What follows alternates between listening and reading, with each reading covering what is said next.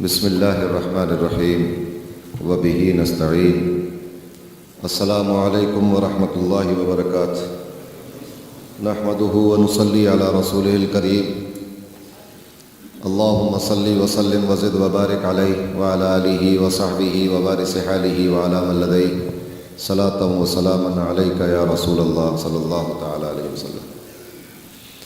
اللہ تبارک و تعالیٰ کا فضل و احسان کہ اس نے ہمیں اور آپ کو عرس قادری شریف کی اس مقدس محفل میں حاضر ہونے کی توفیق عنایت فرمائی ہے۔ بہت پرکیف محفل تھی۔ اللہ تبارک و تعالی ہماری اس حاضری کو قبول فرمائے، صاحب عرس کے فیضان سے مالا مال فرمائے اور سلسلہ عالیہ قادریہ کی برکتوں سے نوازے۔ ویسے تو معمول کے مطابق معمولات میں یہ تھا کہ تلاوت ہوتی ہے، اس کے بعد دیوان منقبت شریف، پھر اس کے بعد اس فقیر کو موقع دیا جاتا ہے، مگر کچھ ترتیب بدل گئی اس بار۔ کوئی بات نہیں، اپنے پیر و مرشد حضور تاجدار اہل سنت فخر قادریت محبوب غوث اعظم حضرت مولانا شاہ عبد الحمید محمد سالم قادری نور اللہ مرقدہ رحمہ اللہ کے دیوان سے چند اشعار پیش کرنے کی سعادت حاصل کروں گا۔ فرماتے ہیں کہ محمد سرور کون و مکان ہیں، محمد سرور کون و مکان ہیں کہ وہ محبوب رب دو جہاں ہیں، کہ وہ محبوب رب دو جہاں ہیں۔ کیسے محبوب ہیں؟ فرماتے ہیں کہ ذرا محبوبیت کی شان دیکھو، ذرا محبوبیت کی شان دیکھو، میرے آقا مکین لامکاں ہیں، میرے آقا مکین لامکاں ہیں۔ اور لب کوثر ہیں وہ ساقی کوثر، قیامت کے دن انہیں کوثر کے پاس دیکھو گے تو وہ ساقی کوثر ہے۔ لب کوثر ہیں وہ ساقی کوثر، سر محشر شفیع آسیاں ہیں، سر محشر شفیع آسیاں ہیں۔ لب کوثر ہیں وہ ساقی کوثر اور سر محشر شفیع آسیاں ہیں۔ اور میں ہوں اس قافلے کا فرد جس میں، میں ہوں اس قافلے کا فرد جس میں شہ بغداد میر کارواں ہیں، شہ بغداد میر کارواں ہیں۔ اور نہیں کچھ حاجت تفصیل یا غوث، لمبی چوڑی باتیں بتانے کی ضرورت نہیں ہے، نہیں کچھ حاجت تفصیل یا غوث، میرے حالات سب تم پر آیا ہیں، میرے حالات سب تم پر آیا ہیں۔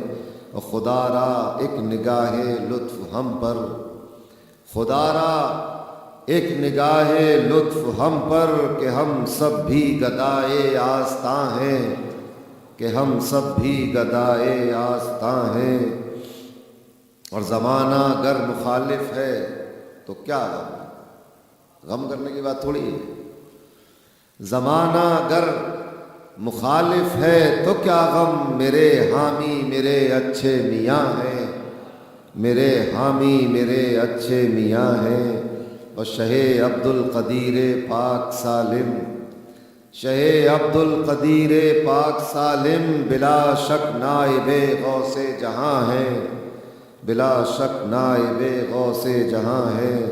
محمد سرور کون و مکان ہیں کہ وہ محبوب رب دو جہاں ہیں۔ اللہم صلی وسلم وزد وبارک علیہ وعلی آلہ وصحبہ وارث حالہ وعلی من لدیہ صلاۃ وسلام علیک یا رسول اللہ۔ کوئی بہت لمبی چوڑی بات نہیں کروں گا کیونکہ کل رات کو مجھے ہی تقریر کرنی ہے، کوئی باہر سے مقرر نہیں بلایا گیا اس بار، تو میں اپنی بھڑاسوا نکال لوں گا۔ میں اتنا چند باتیں عرض کرنا چاہتا ہوں۔ ابھی آپ نے جو نکاح دیکھا، یہ وہ نکاح ہے کہ جس نکاح کی طرف اسلام دعوت دیتا ہے۔ جو نکاح ہم معاشرے میں دیکھ رہے ہیں اس کی طرف اسلام نے دعوت نہیں دی۔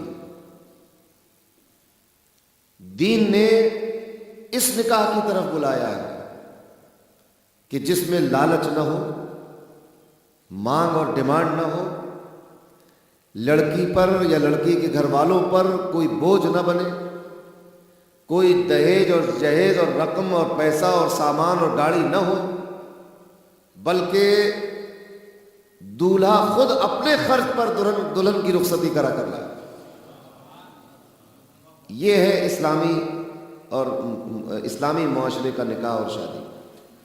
الحمدللہ شہید بغداد کے نام نامی اسم گرامی سے منسوب یہ ایک ادارہ ہے، شہید بغداد فاؤنڈیشن۔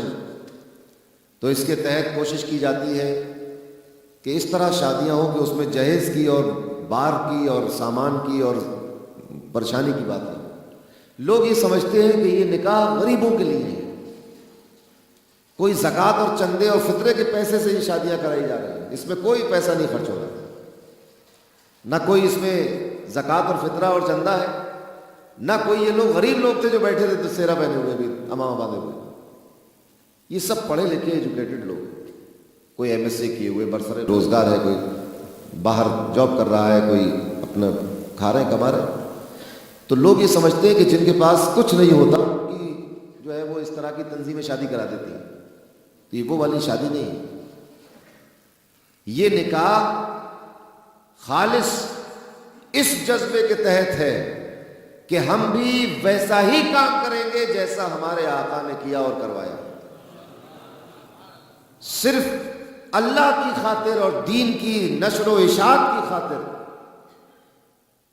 دین کا پیغام آگے بڑھانے کی خاطر، نبی کریم صلی اللہ علیہ وسلم کی سنتوں کو زندہ کرنے کی خاطر، صحابہ اور اہل بیت کے نقش قدم پہ چلنے کی خاطر یہ اہتمام کیا گیا ہے کہ عرس کی محفل میں ایسے نکاح پڑھائے جائیں گے جو شریعت کے مطابق ہوں گے اور بغیر جہیز اور بغیر مانگ اور بغیر سامان کے ہوں گے۔ الحمدللہ ہر سال کچھ نہ کچھ نکاح اس طرح ہوتے ہیں۔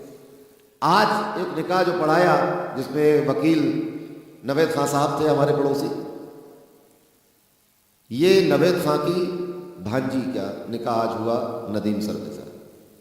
یہ میں اس لیے بتا رہا ہوں بات تاکہ لوگوں کو سمجھ میں آئے۔ تو یہ نوید بھائی جو ہیں جن کو ہم بھٹو بھائی کہتے ہیں، محلے کا نام ہے ان کا بھٹو، تو جب ان کی شادی ہو گئی تھی، ایک زمانہ ہو گیا، بچے بھی بڑے ہو گئے ان کے، تو بہت اب ان کی بھانجی کی شادی بھی ہو گئی، اب کل کو انشاءاللہ اچھا رشتہ ملے گا، بیٹی کی بھی شادی ہو جائے گی 2-4 سال انشاءاللہ۔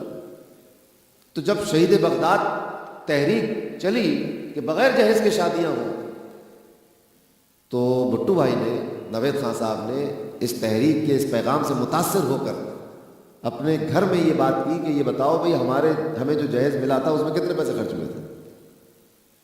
تو انہوں نے اپنی سسرال بات کی، وہ پیسے جوڑ کر اس کے بعد پھر اس کا چیک کاٹ کے اپنی سسرال میں دیا کہ یہ وہ پیسے کا چیک ہے جو آپ نے مجھے جہیز دیا تھا۔ یہ 20 سال پرانی بات ہے، اس وقت تک یہ تحریک رائج نہیں ہوئی تھی کہ بغیر جہیز کے شادی کرنی ہے، دوسری شادی کرنے کی میری ابھی کوئی حیثیت نہیں ہے نہ خواہش ہے، لہٰذا پہلی شادی کا جو جہیز ملا تھا وہ میں واپس کروں۔ یہ توفیق کی بات ہے۔ ای سعادت بزور بازو نیست، تانا بخشت خدائے بخشندہ، اللہ جس کے دل میں ڈال دیتا ہے اسی کے دل میں بات۔ تو الحمدللہ اللہ تبارک و تعالیٰ ان نئے جوڑوں کو خیر و برکت عطا فرمائے، نیک اور صالح، خوبصورت اور ذہین اور فتین اولادیں عطا فرمائے، ان کے کاروبار میں برکت دے، ان کے مال میں برکت دے، ان کے گھروں میں خیر و برکت دے، صحت و تندرستی اور سلامتی عطا فرمائے، اور ہم سب کو اپنے پیارے حبیب صلی اللہ علیہ وسلم کی سنتوں کو اپنانے اور ان کے بتائے ہوئے راستے پر چلنے کی توفیق عنایت فرمائے۔ آمین یا رب العالمین، وآخر دعوانا ان الحمد للہ رب العالمین۔